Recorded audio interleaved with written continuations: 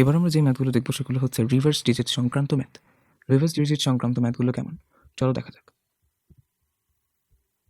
Let me change the color. Okay, so suppose a number হচ্ছে xy.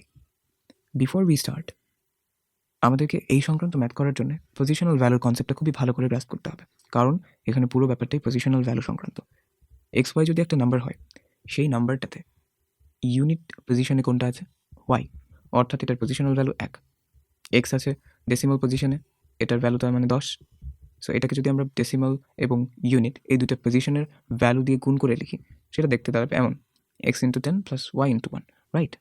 এইটাকে যদি আমরা রিভার্স করে দিই, অর্থাৎ x এর স্থলে y এবং y এর স্থলে x লিখি, তাহলে সেটা কেমন দেখাবে? y into 10 plus x into 1, simple. Alright, এখন এই কনসেপ্টটা কাজে লাগিয়ে আমরা ম্যাথ করব। আমরা এটাকে পাশে ছোট করে লিখে রেখেছি, প্রশ্নটা পড়া যাক। The sum of the digits of the two digit number is 10। অর্থাৎ একটা নাম্বার আছে, ধরে নিচ্ছি সেটা xy, এই নাম্বারটার দুইটা ডিজিটের যোগফল অর্থাৎ x প্লাস y সেটা হচ্ছে 10-এর সমান।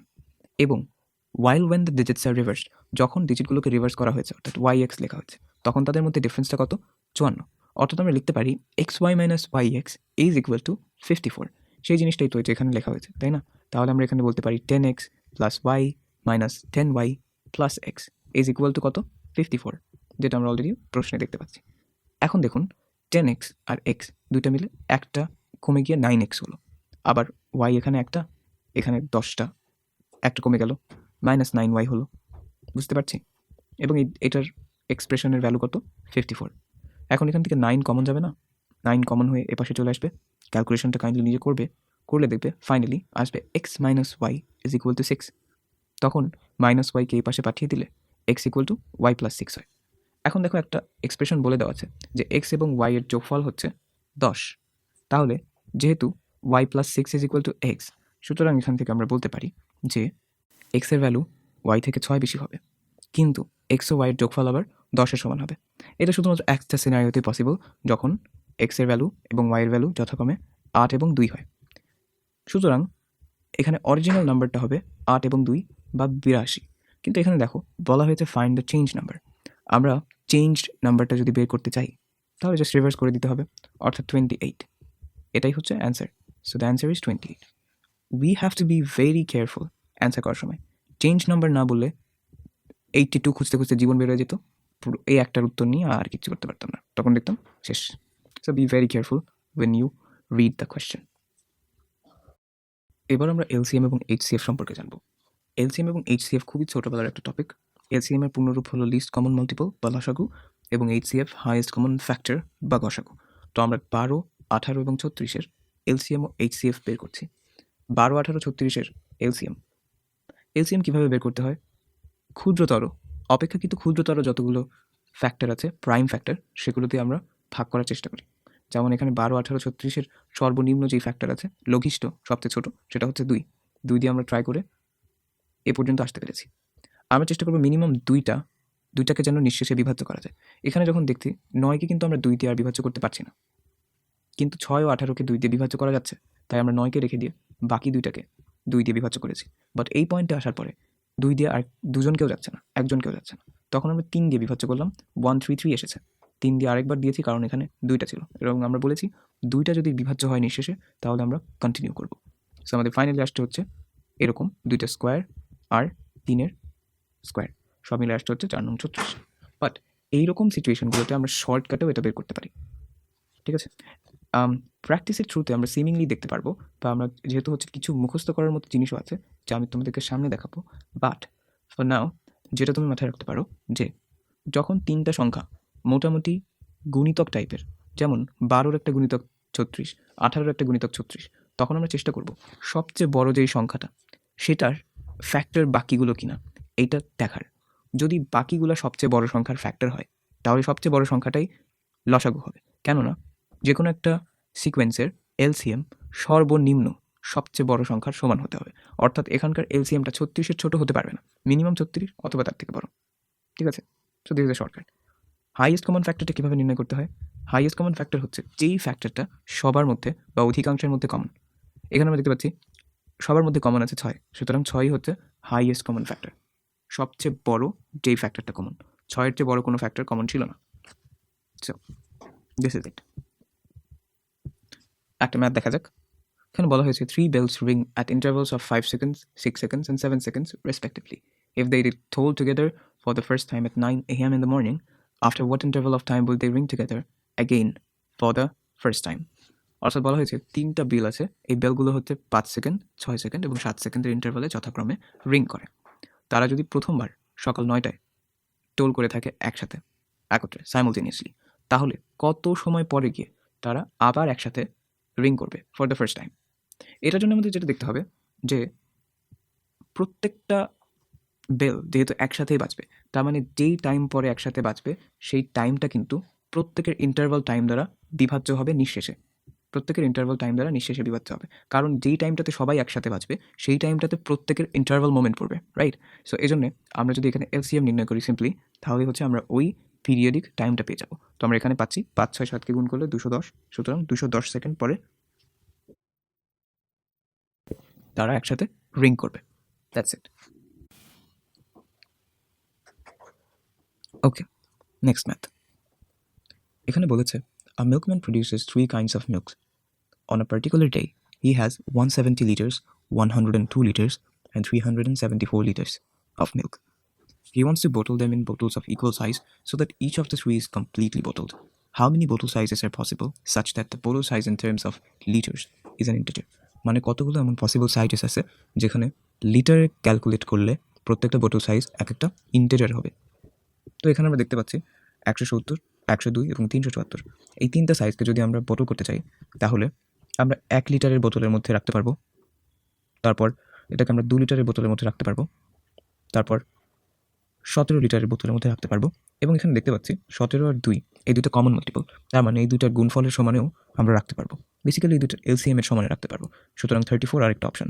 তো টোটাল অপশন হচ্ছে 1, 2, 17 আর 34, তাই অপশন সি হচ্ছে সঠিক উত্তর। 4টি। এই ম্যাথটা পরে কমন ডিফারেন্সের আওতায়। Batman has a certain number of toffees such that if he distributes them amongst 10 children, he has 9 left. If he distributes among 9 children, he would have 8 left. এভাবে 5 পর্যন্ত, অর্থাৎ until if he distributes among 5 children, he should have 4 left. প্রশ্নের stem হচ্ছে what is the second lowest number of toffees he could have with him? So আমি যদি মোটামুটি একটা আইডিয়ার কথা বলি, সেটা হচ্ছে ব্যাটম্যানের কাছে সার্টেন নাম্বার অফ টফিস আছে, সে যখন হচ্ছে 10 জন চিলড্রেনের মধ্যে ডিভাইড করবে, 9টা টফি আনডিস্ট্রিবিউটেড থাকে, যেগুলো ডিভাইড করা হচ্ছে না, বেঁচে যাচ্ছে, অবশিষ্ট থাকছে। 9 জন চিলড্রেনের মধ্যে করলে 8টা লেফট থাকে। আমরা যদি একটা প্যাটার্ন লক্ষ্য করি তাহলে দেখব যে আমরা যতজনের মধ্যে ডিভাইড করছি এবং যতগুলো অবশিষ্ট থাকছে এদের মধ্যে একটা কমন ডিফারেন্স আছে। 9 জনের মধ্যে ডিভাইড করলে 8টা লেফট থাকছে, প্রত্যেকটার মধ্যে এইভাবে ডিফারেন্সটা কিন্তু 1 করে হচ্ছে। এরকম যদি ডিফারেন্সটা সমান থাকে, তাহলে এটা কমন ডিফারেন্সের আওতায় ম্যাথ হয়ে যায়। এবং কমন ডিফারেন্সের ম্যাথ করার সিস্টেম হচ্ছে আমরা যতজনের মধ্যে ডিভাইড করছি, এই যে আমি নীল দিয়ে যে রঙগুলো দেখিয়েছি সেগুলো সব হচ্ছে যাদের মধ্যে ডিভাইড করা হচ্ছে সেই সংখ্যাটা, এইগুলো নিতে হবে, রিমাইন্ডার নেওয়া যাবে না, এটা কিন্তু রিমাইন্ডার। কমন ডিফারেন্সের আওতায় যখন ম্যাথটা পড়ে যাবে তখন আমাদেরকে একটা বেসিক থিওরি মেনে চলতে হবে, সেটা হচ্ছে আমরা এলসিএম এক্স মাইনাস 1 এটা মেনটেন করব। এখন এলসিএম এক্স কী করে আসলো? এলসিএম হবে হচ্ছে এই যে 9, 8 এবং 5, এদের এলসিএম আসবে 360 এবং হলো এটার আমরা এক্স লিখছি। কেন এক্স লিখছি? কারণ অপশনগুলো হবে এই 360-র এক একটা মাল্টিপল, এবং মাল্টিপলের জন্য এই এক্সের ভ্যালু যে কোনো কিছুই হতে পারে। আর আমাদের এই অংশটা থেকে 1 বিয়োগ করতে হবে, 1 বিয়োগ করছি এক্ষেত্রে, কিন্তু কমন ডিফারেন্সটা 1 না হয়ে 2, 3, 4 এরকম যদি কিছু হতো তখন আমরা সেই ডিফারেন্সটা এখান থেকে বিয়োগ করে দিতাম। সো এলসিএম এক্স মাইনাস 1 থেকেও অ্যাকুরেট সূত্রটা হচ্ছে LCM x minus common difference. Okay, so আমাদের এখানে 360 এর কী মাল্টিপল অপশনে অ্যাভেলেবল আছে? একটা 2519 এবং আরেকটা 5039। কারণ আমরা এগুলো বেসিক্যালি ছিল 5040 এবং ছিল 2520, এখান থেকে 1 করে বিয়োগ করেছি। 2520 এবং 5040 দুইটাই একটা মাল্টিপল অফ 360। তো সেগুলোর মধ্যে যেটা সেকেন্ড লোয়েস্ট, কোনটা সেকেন্ড লোয়েস্ট? 5040টা সেকেন্ড লোয়েস্ট, সুতরাং এটাই হবে হচ্ছে আমাদের অ্যান্সারটা। উত্তর হবে 5040 থেকে 1 বিয়োগ করছি, অর্থাৎ কমন ডিফারেন্সটা বিয়োগ করছি, যেটা 5039। সো ডিটা হচ্ছে অ্যান্সার। এটা প্রশ্নোত্তর সংক্রান্ত ম্যাথ। বলা হয়েছে আ candidate takes a test and attempts all the 100 questions in it. একটা ক্যান্ডিডেট একটা টেস্ট দিয়েছে এবং টেস্টের মধ্যে থাকা 100টা প্রশ্নের প্রত্যেকটি সে উত্তর করেছে। While any correct answer fetches 1, যেখানে প্রত্যেকটা কারেক্ট অ্যান্সারের জন্য 1 মার্ক করে, and wrong answers are penalised as follows. 1/10 of the questions carry 1/10 negative mark. অর্থাৎ প্রশ্নগুলোর 1/10 নেগেটিভ মার্ক হচ্ছে 0.1 বা 1/10। 1/5 অফ দ্য কোয়েশ্চেন্স অর্থাৎ 1/5 টোটাল যতগুলো প্রশ্ন আছে তার 1/5 জন্য 1/5 বা 0.2 নেগেটিভ মার্কস আছে। And the rest of the questions carry half negative mark each. Unattempted questions carry no marks. যে কোয়েশ্চেনগুলো আমরা অ্যাটেম্পটই করবো না সেগুলোর জন্য কোনো মার্ক পাবো না, কোনো নেগেটিভ মার্কও যাবে না। What is the difference between the maximum and minimum marks he can score? সে কিন্তু 100টাই স্কোর করেছে, সো সে প্রত্যেকটার জন্য পেনাল্টি খাবে। এখন তার সর্বোচ্চ মার্ক অর্থাৎ যে মার্কটা সে সর্বোচ্চ পেতে পারে এবং সর্বনিম্ন পেতে পারে সেই দুইটার ডিফারেন্সটা কত? চলো আমরা কিছু প্যারামিটার অ্যান্ড আর্গুমেন্ট সেট করি। প্রথমত আমরা দেখতে পাচ্ছি টোটাল প্রশ্ন আছে 100টা এবং 1/10 আর 1/5 এগুলোর জন্য কিছু পেনাল্টি সেট করা আছে। কেমন দেখা যাক? আচ্ছা, প্রশ্ন সংখ্যা যেহেতু 100, তার মানে 1/10 অফ দ্য কোয়েশ্চেন মানে কি? 110 ইন্টু 100 কাটাকাটি করলে এখান থেকে 10 বের হয়। অর্থাৎ আমরা বুঝতে পারছি 1/10 বলতে 10টা প্রশ্নকে বোঝানো হয়েছে এবং এই 10টা প্রশ্নের প্রত্যেকটার জন্য -1/10 এই মার্ক কাটা যাচ্ছে। তাই আমরা বলছি যে পেনাল্টির সাথে কোয়েশ্চেন কাউন্টটা গুণ করছি, যেহেতু নেগেটিভ মার্কিং তাই মাইনাস দিয়ে গুণ করছি। এবং এখান থেকে এই যে কাটাকাটি করলে আমরা দেখতে পাচ্ছি যে 10টা প্রশ্ন যদি সে ভুল করে তাহলে এই 10টার জন্য তার এক্সট্রা -1 মার্ক কাটা যাবে। বুঝছি? ওকে, পরবর্তী পেনাল্টিতে বলা হয়েছে 1/5 অফ দ্য কোয়েশ্চেন, 1/5। 100-র 1/5 কত? 20। তো এই 20টা প্রশ্নের জন্য হচ্ছে -1/5 করে কাটা যাবে। সো আমরা এই যে -1/5 ইন্টু 20 গুণ করলে এখান থেকে পাচ্ছি -4। তো এখান থেকে আমি বুঝতে পারলাম যে 1/10 অ্যান্ড 1/5 জন্য টোটাল -5 মার্ক এক্সট্রা কাটা যাচ্ছে। এরপরে দেখো কি বলেছে, rest of the questions carry half negative mark. এখন দেখো এখানে আমরা এই যে 20টা প্রশ্ন এবং 10টা প্রশ্ন টোটাল 30টা প্রশ্ন নিয়ে কাজ করেছি, তাই তো? তাহলে 100টার মধ্যে আরও 70টা প্রশ্ন রেস্টের আওতায় পড়ে। আর এই রেস্টের যে কাউন্টগুলো আছে সেগুলোর জন্য পেনাল্টি হচ্ছে -1/2। -1/2 সাথে কোয়েশ্চেন কাউন্ট গুণ করলে আমরা এখান থেকে -35 মার্ক কাটা খাচ্ছি যদি ভুল করি। সো এই যে -5 অ্যান্ড -35 টোটাল -40। এখন এটা হচ্ছে কখন? যখন আমরা সব প্রশ্ন ভুল করব। সব প্রশ্ন ভুল করলে আমাদের মার্ক আসবে -40 বা -40 হবে আমাদের প্রাপ্ত মার্ক।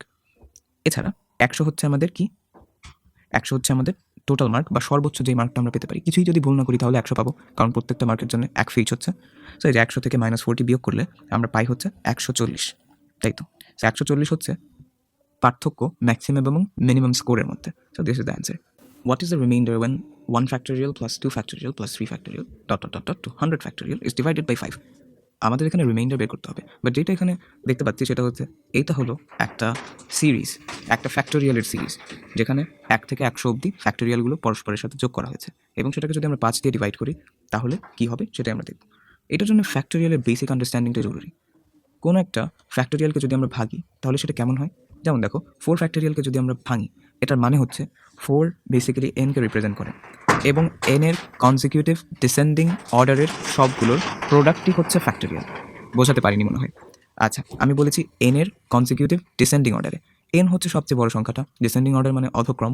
এনের ঠিক আগের সংখ্যাটা কত? n-1। তাহলে এনের সাথে n-1 গুণ থাকবে। তার ঠিক আগের কনজিকিউটিভটা কোনটা? n-2, তাই তো? এভাবে একদম শেষ সংখ্যাটা কত হতে পারে? শেষ সংখ্যাটা হবে কিন্তু 1, তাই তো? তো সেটাই করেছি। 4 ফ্যাক্টোরিয়াল মানে হচ্ছে 4 এর সাথে তার ঠিক আগেরটা 3, তার ঠিক আগেরটা 2, তার ঠিক আগেরটা 1 ডিসেন্ডিং অর্ডারে গুণ করে যেই প্রোডাক্টটা পাওয়া যাবে সেই প্রোডাক্টটাই হচ্ছে বেসিক্যালি n ফ্যাক্টোরিয়ালের ভ্যালু। সেখানে n ফ্যাক্টোরিয়াল 4 ফ্যাক্টোরিয়ালের ভ্যালু কত? 24। ঠিক আছে? সো যখন আমরা এই জিনিসটাকে 5 দিয়ে বিভক্ত করব, প্রত্যেকটা আইটেমের মধ্যেই তো আমাদের একটা করে রিমাইন্ডার থাকবে, সেটাই তো বের করতে হবে। আমরা যদি দেখি যে 4 ফ্যাক্টোরিয়ালের ঠিক পরে যেটা আছে 5 ফ্যাক্টোরিয়াল, 5 ফ্যাক্টোরিয়ালের মধ্যে কিন্তু এক্সট্রা একটা নাম্বার থাকবে, সেটা কত? সেটা হচ্ছে 5। তাই 5 ফ্যাক্টোরিয়ালকে যখন আমরা 5 দিয়ে বিভক্ত করব তখন কি সেখানে আর ভাগশেষ থাকবে? থাকবে না। কারণ হচ্ছে 5 ফ্যাক্টোরিয়ালের ভিতরেও 5 আছে, আবার 5 দিয়ে যখন বিভক্ত করব 5 আর 5 কাটাকাটি হয়ে যাবে, তখন সেটা নিঃশেষে বিভাজ্য হবে। এজন্য 5 ফ্যাক্টোরিয়াল থেকে শুরু করে এর পরবর্তী সবগুলো আইটেম 100 ফ্যাক্টোরিয়াল অবধি প্রত্যেকের মধ্যে 5 থাকার দরুন তাদের কোনোই ভাগশেষ নেই। সুতরাং ভাগশেষ আছে কত অবধি? যতক্ষণ অবধি ফ্যাক্টোরিয়ালের মধ্যে 5 নেই। 5 নেই কত অবধি? 4 ফ্যাক্টোরিয়াল অবধি। এই 4 ফ্যাক্টোরিয়াল অবধি 5 নেই, তাই আমাদের ভাগশেষটা বেসিক্যালি কাউন্ট হবেই এই 4টা থেকে। পরের সবগুলোর মধ্যে 5 আছে, তাই সেগুলো 5 দ্বারা বিভাজ্য। সো আমরা এই যে 5 দিয়ে যখন এটাকে ভাগ করব, আমরা প্রথমে এই ফ্যাক্টোরিয়াল ভ্যালুগুলো একটু নির্ণয় করে নিব। যেমন 1 ফ্যাক্টোরিয়াল মানে 1, 2 ফ্যাক্টোরিয়াল মানে 2, 3 ফ্যাক্টোরিয়াল 6, 4 ফ্যাক্টোরিয়াল 24। এবার এগুলো যোগ করব 33 আসে এবং 33কে 5 দিয়ে যখন বিভক্ত করব তখন 5 6 30 হয়, 3 থাকে ভাগশেষ। সো সেই ভাগশেষটাই উত্তর, কারণ জিজ্ঞেস করেছিল যে রিমাইন্ডার কত হবে। There is a type called must be or could be. We will talk on it explicitly in the course. Let's move. এখন হচ্ছে আমরা কিছু আইটেমস দেখব যেগুলো হ্যান্ডে আসতে পারে, as I said before. Square values of 1 to 30.